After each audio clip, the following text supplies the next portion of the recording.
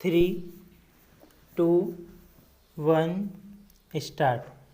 महोदय, जब हम रोजगार के आंकड़ों को देखते हैं तो बेरोजगारों की संख्या लगभग 6 करोड़ आंकी गई है। पिछले समय इसी सदन में उत्तर दिया गया है, उसमें 5 करोड़ बेरोजगार लोगों की संख्या आंकी गई है और आज तक यह लगभग 6 करोड़ हो गई है। लेकिन योजना आयोग के जो उपाध्यक्ष हैं, उन्होंने पिछले दिनों इस बात की आशंका व्यक्त की थी कि नई शताब्दी के प्रथम दशक तक बेरोजगारों की संख्या 10 करोड़ हो जाएगी। जब तक हम उस अनुपात को ध्यान में रखकर कोई योजना नहीं बनाएंगे, तब तक बेरोजगारी की जो विकराल समस्या है, उससे मुक्ति प्राप्त नहीं कर सकते। इस समय का हल नहीं निकाला जा सकता, इसलिए योजनाकारों को योजना बनाते समय इन सारी बातों पर ध्यान देना चाहिए। जहाँ तक रोजी रोटी का प्रश्न है, गांव में शहर की तरफ लोग पलायन कर रहे हैं। उसकी वजह यह है कि जो हमारे श्रमिक मजदूर साथी हैं, गांव में रहने वाले हैं, उनके लिए गांव में रोजगार उपलब्ध नहीं है।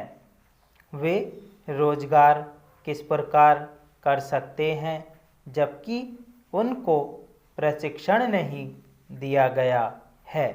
इसलिए उनको रोजगार दिलाने के लिए प्रशिक्षण की आवश्यकता है और सरकार की तरफ से ऐसी कोई व्यवस्था नहीं की गई है। ग्रामीण अंचल में रहने वाले लोगों को रोजगार उपलब्ध कराने के लिए जो कुटीर उद्योग प्रारंभ किए गए हैं, उन कुटीर उद्योगों से संबद्ध करने के लिए प्रशिक्षण का काम करना चाहिए। आज शहर के मुकाबले गांव में बेरोजगारी की समस्या बहुत ज़्यादा है।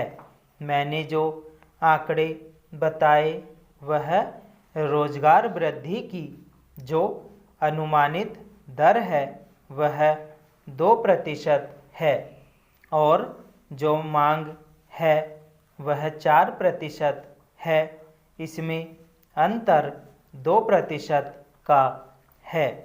यह जो खाई है, इसको पाटने की आवश्यकता है और इसे पाटने के लिए सरकार की तरफ से आवश्यक कदम उठाए जाने चाहिए।